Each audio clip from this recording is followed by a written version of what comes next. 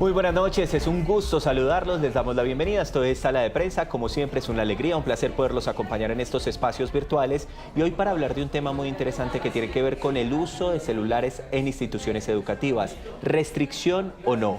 Atención a estas imágenes que estamos viendo para darles un contexto mundial y luego nos venimos para Colombia. El número de países que ha restringido el uso de celular en el mundo va en aumento. Según la UNESCO, en 2023 eran 60 los sistemas educativos en hacerlo y a principios de 2025 la cifra ascendió a 79. Más del 58% de los países del mundo aplica restricciones al uso del celular dentro de las instituciones educativas. El organismo de la ONU ha mostrado en múltiples estudios que son muchos los beneficios de la tecnología en los menores, pero a su vez advierten que los gobiernos deben orientar mejor sobre sus usos. Pero, ¿cómo lo han logrado? En Francia, por ejemplo, rige el programa Pausa Digital, en el cual los jóvenes deben dejar sus celulares antes de ingresar a la escuela. En China hay ciudades en las que piden a los padres un consentimiento escrito para que los menores de edad puedan usar los móviles en los colegios. Eso sí, con fines educativos. Ya les voy a ir hablando de lo que pasa en otros países. En Colombia, mucha atención, en Ibagué hay un proyecto de acuerdo para restringir el uso de celulares en los colegios públicos. Y en instituciones privadas en Ibagué ya lo están adelantando. Lo propio pasa en Bogotá y otras ciudades del país. Vamos con este contexto a saludar a nuestros invitados esta noche, que es un gusto que nos acompañen. Es Luis Alberto Rengifo, psicólogo especialista en niños, jóvenes y adolescentes. Bienvenido, gracias por estar en Sala de Prensa esta noche. Buenas noches, Pablo. ¿Cómo está? Muchas gracias por la invitación. Muy buenas noches, también saludamos a Julián de Subiría, Samper, director del Instituto Alberto Merani y también experto en educación. Bienvenido. Muy buenas noches, cordial saludo, muy amables por la invitación. Un tema muy interesante que tiene de largo y de ancho. Voy a arrancar con Luis Alberto Rengifo y arranquemos con una pregunta directa. ¿Sí o no a la restricción de celulares en los colegios, en las instituciones educativas? Sí, la respuesta es concreta, como cuando uno está en un testimonio. Sí, considero que es importante hacerlo por el manejo tan inadecuado que los menores de edad hacen de las pantallas, de los celulares, de la tecnología, y que no han aprendido y que todavía no hemos hecho procesos educativos dirigidos básicamente a que ellos aprendan a regular el uso, a controlar el uso y a usarlo de manera adecuada frente a un proceso educativo, frente a un proceso de comunicación que se requiere y de aprendizaje también, pero de manera regulada y adecuada. Ya ampliamos entonces esa respuesta, pero arranquemos también con esa pregunta directa. Doctor Julián de Subiría, ¿sí o no a la restricción de celulares en los colegios? Bueno, sin duda se deben restringir. Se deben restringir porque tienen efectos muy negativos en la salud mental, en la socialización, en la ansiedad, en el desarrollo motriz, en el desarrollo del lenguaje, en la atención. No, sin ninguna duda, deben restringirse. El error es creer que con eso se resuelven los problemas. No, no. Esto es muchísimo más complejo. Por un lado, porque el papel de la educación es formar. Entonces, si yo prohíbo, ¿resuelvo el problema? No. Tengo que formar, tengo que desarrollar en los jóvenes competencias, pero sin duda, dados sus efectos tan negativos, sí deben estar claramente reglamentados en todos los colegios y con menores, por lo menos hasta el grado noveno. Muy bien, ahí está entonces esa respuesta inicial. Yo quiero que busquemos los matices y que entendamos un poco más entonces lo que produce el tema de los celulares en los menores de edad. Doctor Luis, eso, ¿qué significan las pantallas, los celulares? ¿Qué producen en los jóvenes, en los niños, directamente con el tema, por ejemplo, de concentración en los colegios? Sí, yo creo que el problema está centrado en que el uso prolongado de las pantallas generan varias dificultades en los procesos psicológicos, como se acaba de mencionar, afectan la atención, la memoria, la concentración. Y obviamente, de una u otra forma, también afecta demasiado en los niños los niveles de socialización.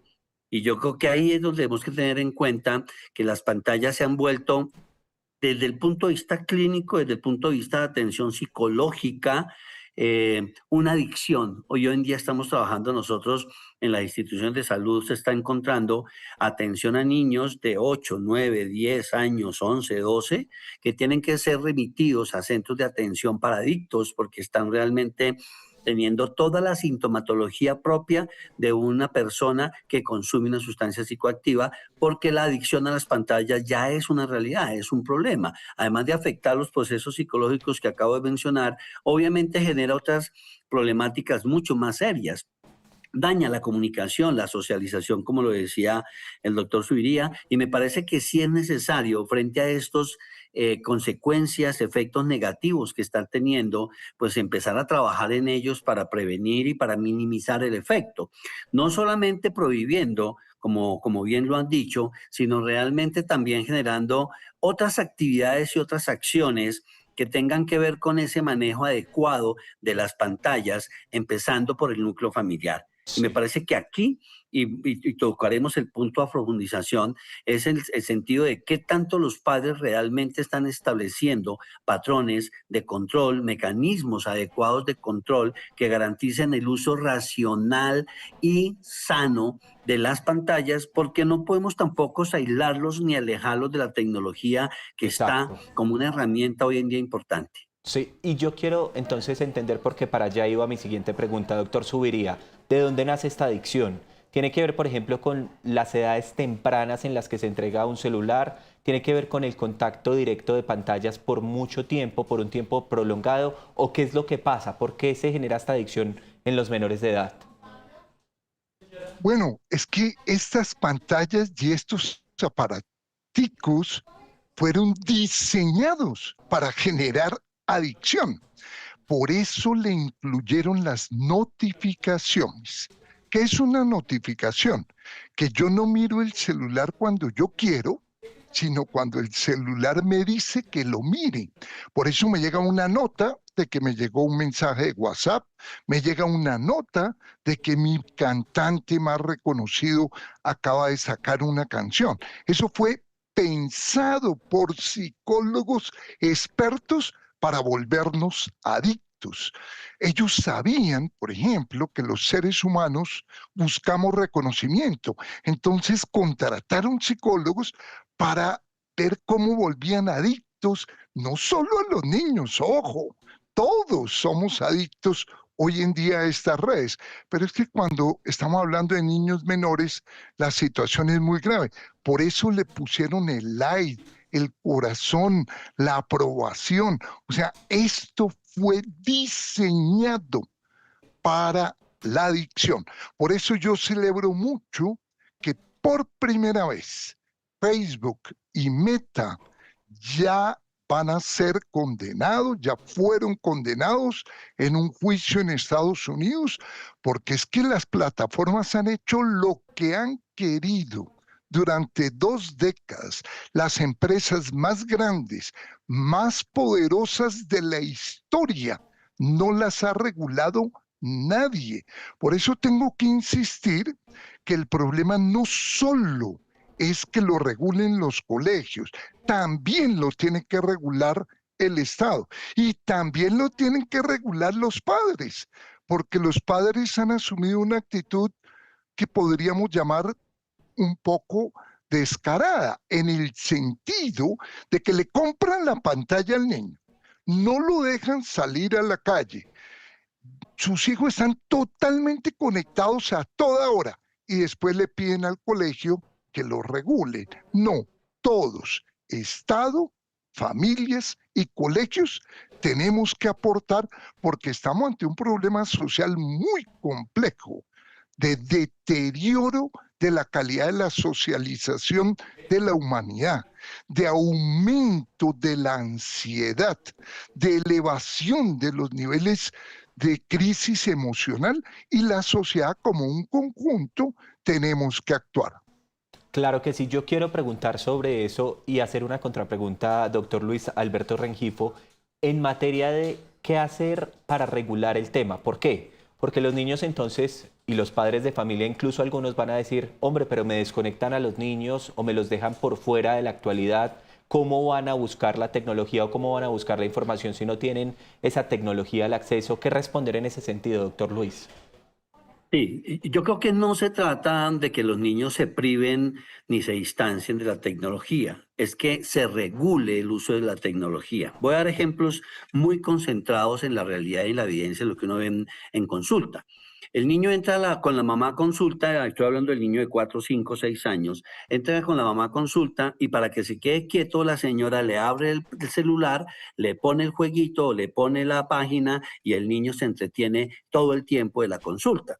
En eso yo soy muy exigente con mis pacientes porque yo sí le llamo la atención a las madres. Yo creo que lo que el doctor les hubiera dicho es muy cierto en el sentido en que no se trata, y creo que el punto central acá es, no se trata de quitarles la tecnología ni el acceso a la tecnología, es trabajar con la familia, trabajar el Estado, la sociedad, las instituciones educativas, todos aquellos miembros de la sociedad que tengan que ver directamente con el uso de las pantallas, de los celulares, de la tecnología con los niños, sean capaces de educarse para que entiendan que hay que poner restricción y control. Los niños hay que aprender a autorregularlos porque ellos en el proceso de desarrollo cognitivo tienen que empezar a entender que la parte emocional es fundamental, que vaya de la mano del desarrollo intelectual y el desarrollo socioemocional y psicoemocional. Y si nosotros no generamos estrategias adecuadas de regulación, los niños se descontrolan, la violencia, la agresión hacia los padres. Uno encuentra muchachos de 13 y 14 años violentando y agrediendo a sus padres porque no le dan el acceso al juego, porque le quitan el acceso al juego, porque estoy en línea y me toca salirme porque mi mamá se antojó que yo tengo que salirme o se acabó el tiempo que me dio cuando necesitaba más. Eso ha generado una serie de descontroles y desregulaciones emocionales que han puesto en peligro la salud mental de los jóvenes y de los niños actualmente y por ende de la familia, porque obviamente las reacciones violentas y agresivas de los hijos, los padres no las saben manejar. ¿A dónde tienen que recurrir? Al especialista, al experto, y de ahí una cadena que se deriva de afectación totalmente de la integración y de la unidad familiar. Doctor Julián de Subiría, yo quiero preguntarle un dato específico. ¿Desde qué edad, si usted me puede responder, se debería entregar un celular a un menor de edad? Voy a ampliar la pregunta. En Francia, de 0 a 6 años, cursa el proyecto de ley para prohibición de pantallas. Las comunidades indígenas antes le daban a los niños un poco de cerveza para, digámoslo, para que se durmieran y ellos pudieran seguir trabajando.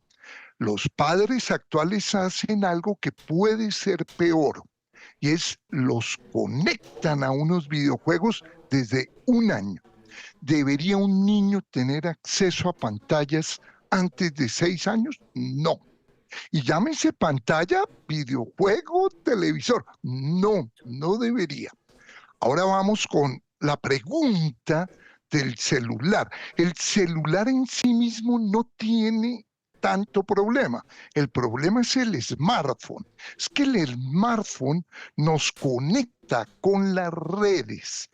El smartphone nos conecta con las cámaras para las selfies, para las fotografías. Antes de los 14 años, un muchacho no debería tener smartphone. Por eso hay que insistir. Eh, no lo resuelven los colegios. ¿Cómo así que las plataformas puede cualquier joven hoy por hoy entrar, cualquier joven? Ellas dicen que no permiten el ingreso hasta los 13, pero como no controlan eso, por eso yo también aplaudo a Australia, primero de 7 países, pero primero que ya puso como condición tener 16 años para el ingreso a las redes. Y esto va a ser política muy rápidamente en la mayor parte de países de Europa. 14 para el celular, 16 para las redes y 6 años para las pantallas. Gracias por esa respuesta y vuelvo con el doctor Luis para la misma pregunta. ¿Edades para entregar un celular o pantallas a un menor de edad? Sí, yo estoy de acuerdo con el doctor de Subiría, Pablo. Yo creo que los 16 años Bueno, por ley, los muchachos a los 14 ya asumen en Colombia, por la ley de infancia y adolescencia, Sí. ya asumen responsabilidades legales y ya tienen, se supone, capacidad para tomar decisiones y asumir responsabilidades Además, legales. doctor Pero Luis, yo creo perdona y que, lo interrumpo, porque es que, ¿qué le va a decir a usted un joven de 14 años que usted le dice, no le voy a dar un celular? El problema es en la casa, ¿no? sí, señor. Tienes toda la razón en eso. Es que el problema es ese. El problema es que lamentablemente uno aquí empieza a cuestionar y la respuesta tiene que ver de complemento con lo que ha dicho el doctor de Subiría y hemos desarrollado en esta conversación. Y es que la ley también muchas veces no genera unos elementos importantes de control que garanticen que realmente se cumplan en la realidad. Sí, lo que tú dices es cierto, Pablo. Ve y le quitas un celular. Yo tengo pacientes que han hecho intento de suicidio de 12 y 13 años porque su papá y su mamá lo castigaron el fin de semana o la castigaron el fin de semana dejándola sin celular. Hizo un intento de suicidio porque no tenía acceso al celular. Ese paciente, que yo lo recuerdo muy bien, yo le sugería a los padres que después de los 15 años esa niña pudiera tener acceso al celular. Y el papá cumplió, porque eso es lo otro. Generalmente buscan las ayudas, nosotros los educadores, nosotros los terapeutas, sugerimos estrategias de acción, pero no se da cumplimiento a las recomendaciones y a las sugerencias, por eso que tú acabas de decir. Quitémosle el celular al muchacho a ver qué ocurre. Pues se viene un conflicto grande porque esa ya es la evidencia de la dependencia, de la adicción a la pantalla. Ya él no puede vivir sin la pantalla y vienen las reacciones agresivas y la evidencia clara de los problemas verdaderos de salud mental que estamos teniendo en este momento. Si estamos hablando de edades, se supone que uno en el colegio, uno se gradúa más o menos a los 16, 17 años, pongámosle, ¿Cierto? ¿cierto? Es decir, que para Señor. ustedes definitivamente, vuelvo a la pregunta del inicio, celulares cancelados de los colegios, ¿no, doctor? ¿Te subiría?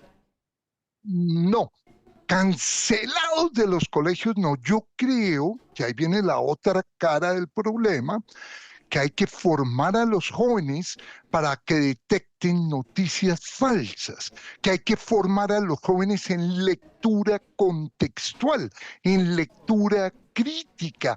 Yo creo que hay que enseñarle a los jóvenes a que nunca compartan un mensaje si no lo han validado. Yo creo que hay que enseñarle a los jóvenes a que consulten siempre múltiples fuentes para verificar las informaciones. Por lo tanto, hay que reiterar que la regulación es muy necesaria, pero que la regulación sin formación nos va a llevar a un problema muy grave, porque ese muchacho llega a su casa, en la casa no hay manejo, los padres le tienen miedo a sus hijos, lo hemos visto, el doctor ¿Sí? Rengifo se ha referido a esos casos, el muchacho se queda conectado hasta las 3, 4 de la mañana, haciendo que sin ningún tipo de formación. No, yo creo que los colegios tenemos la obligación de desarrollar formación. Me parece útil que en los grados 10º y 11 sí haya posibilidad de acceso, y me parece que bajo el liderazgo del docente de la institución en algún momento pueda utilizarse con fines formativos. Eso es lo que hay que distinguir. La educación no se resuelve prohibiendo. Entiendo perfectamente, doctor Luis. Por ejemplo, otro ejemplo. El celular no está en clase, pero está, por ejemplo, en el momento del descanso. ¿Podría funcionar ese formato?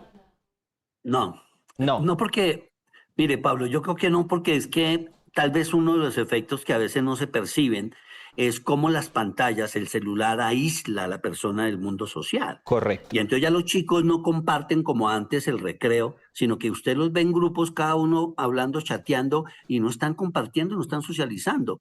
Ese es un efecto bien interesante que no se ha medido y que no se ve como riesgo, como alto riesgo, porque como todos estamos, como cuando uno va a los restaurantes, encuentra a las familias sentadas mientras llega el pedido, todos conversando por celular, pero no Sí. compartiendo como familia. Entonces, esa parte social también se pierde en los colegios. Entonces, me parece que sí es importante, como lo dice el doctor de Subiría, comparto realmente el criterio y es que con los chicos pequeños realmente no debería haber un acceso restringido, y si lo hay en el uso adecuado debe ser con fines netamente educativos, con regulación del docente, con vigilancia del docente, y en eso hay que trabajar desde casa también, porque a los padres también hay que enseñarles a regular y a manejar las pantallas y especialmente el celular.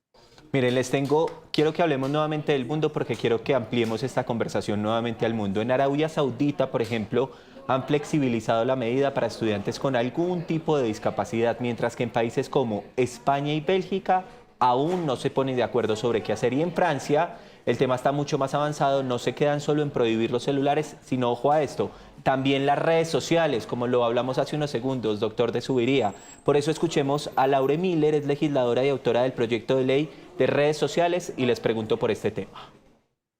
El hecho de que ahora contamos con grandes plataformas digitales como Google, Apple, Facebook, Amazon y Microsoft, que en última instancia imponen, por así decirlo, sus propias reglas. Y hoy vemos claramente que necesitamos establecer un equilibrio de poder más equitativo, porque esto tiene un impacto no solo en nuestra juventud, sino también de forma más general, en nuestras democracias y en su evolución.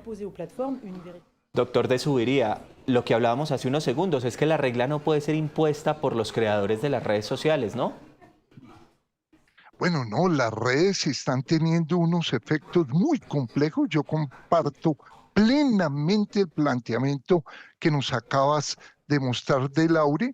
Las redes han hecho lo que han querido. Ejemplo, yo voy a votar y a mí me dice, muéstreme su cédula, y a una cédula un voto. Voy a vacunarme y a una cédula un voto.